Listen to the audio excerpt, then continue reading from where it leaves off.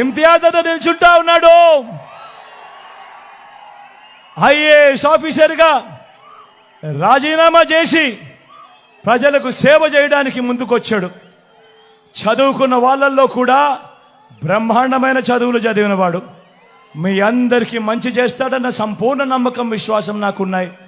అన్నపై మీ చల్లని దీవెనలు, ఆశీస్సులు ఉంచవలసిందిగా సవినయంగా కోరుతా ఉన్నా. అదేవిధంగా ఎంపీ అభ్యర్థిగా రామయ్యన్న నిల్చుంటా ఉన్నాడు. మీలో ఒకడు అతి సామాన్యుడు, బీసీ కులాలకు చెందినవాడు. నేను అడుగుతా ఉన్నా, ఇటువంటి వ్యక్తులను ఎంపీగా చేసి పంపిద్దాం, ఢిల్లీకి చూపిద్దాం. పేదవాడు కూడా ఢిల్లీకి పోగలుగుతాడు అని ఢిల్లీకి చూపిద్దాం.